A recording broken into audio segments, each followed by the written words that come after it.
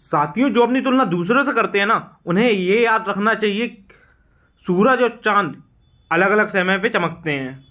बहुत से लोग बोलते हैं यार वो सक्सेस हो गया है, हम बैठे हैं।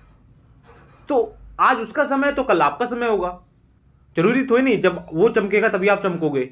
चलिए चलते हैं आज की करंट अफेयर सेशंस की तरफ। नमस्कार, मैं सूचक आप सभी का स्वागत करता हूं भारत स्टडी पॉइंट की 17 जनवरी 2022 की करंट अफेयर सेशंस में। साथियों, यहाँ से सभी एग्जाम में सीधे रूप से क्वेश्चंस पूछे जा चुके हैं और यहीं से क्वेश्चंस आते हैं, इसीलिए सभी क्वेश्चंस को ध्यान से देखें और ध्यान से समझें। चलिए चलते हैं क्वेश्चनों की तरफ।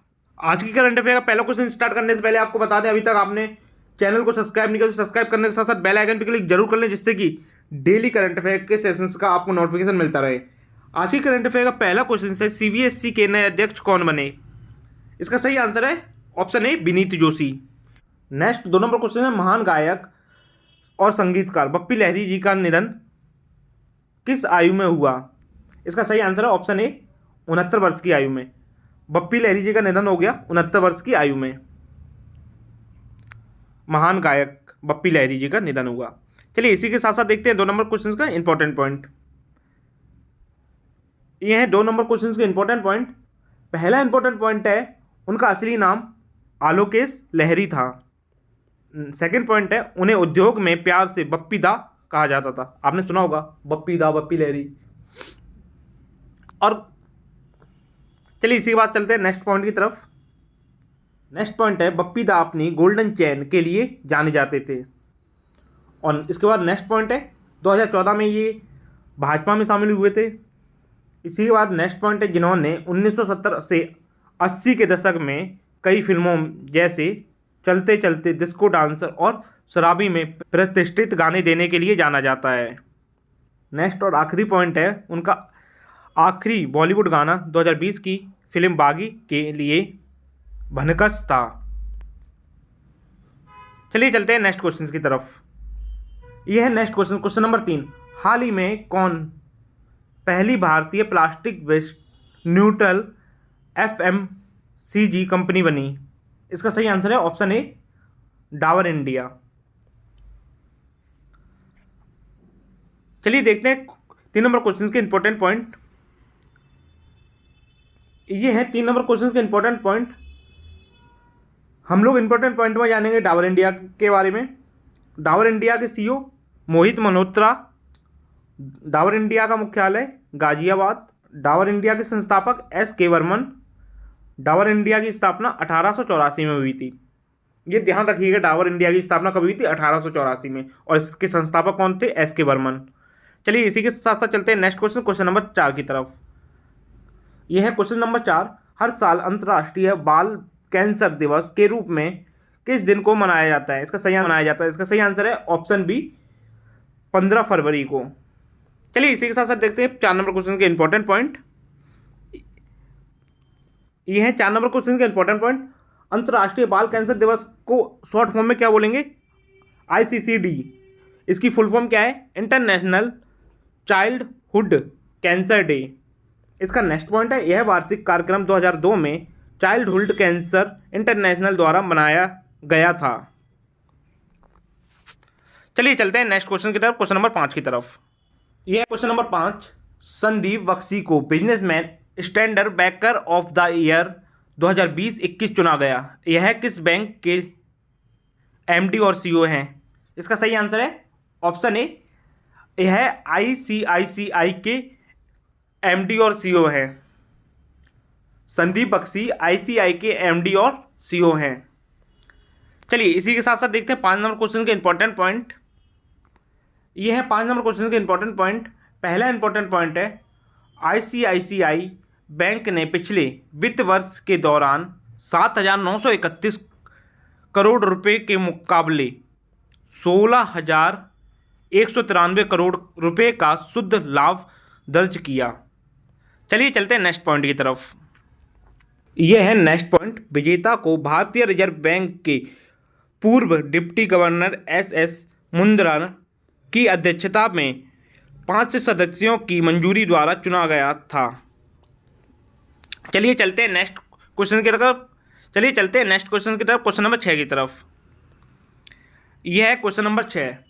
क्वेश्चन नंबर 6 है, यह है क्वेश्चन नंबर 6। क्वेश्चन नंबर 6 है, भारत सरकार ने तेलंगाना के मेदाराम जतारा महोत्सव 2022 के लिए कितने करोड़ रुपए आवंटित किए हैं? इसका सही आंसर है ऑप्शन ए 2 करोड़ 26 लाख रुपए। 2 करोड़ 26 लाख रुपए भारत सरकार ने आवंटित किए हैं। चलिए इसी के साथ साथ देखते हैं 6 नंबर क्वेश्चन के इंपॉर्टेंट पॉइंट। ये है 6 नंबर क्वेश्चन के इंपॉर्टेंट पॉइंट। 2022 में यह उत्सव 16 फरवरी से 19 फरवरी 2022 तक आयोजित किया जा रहा है। इसी के साथ साथ देखते हैं नेक्स्ट पॉइंट है, कुंभ मेले के बाद मेदाराम जतारा भारत का दूसरा सबसे बड़ा मेला है। अब हम लोग बात करेंगे, तेलंगाना की बात हो रही है तो तेलंगाना के बारे में थोड़ी बात करते हैं। तेलंगाना की राजधानी हैदराबाद। तेलंगाना के राज्यपाल तमिलिसाई सौंदरराजन। नेक्स्ट पॉइंट है, तेलंगाना के मुख्यमंत्री के चंद्रशेखर राव। चलिए इसी के साथ साथ चलते हैं नेक्स्ट क्वेश्चन की तरफ, क्वेश्चन नंबर 7 की तरफ। यह है क्वेश्चन नंबर 7। क्वेश्चन नंबर 7 है, राजस्थान में मनाया गया मारू महोत्सव या जैसलमेर रेगिस्तान महोत्सव कब से कब तक मनाया गया है? इसका सही आंसर है ऑप्शन ए 13 फरवरी से 16 फरवरी 2022 तक। मारू महोत्सव या जैसलमेर रेगिस्तान महोत्सव।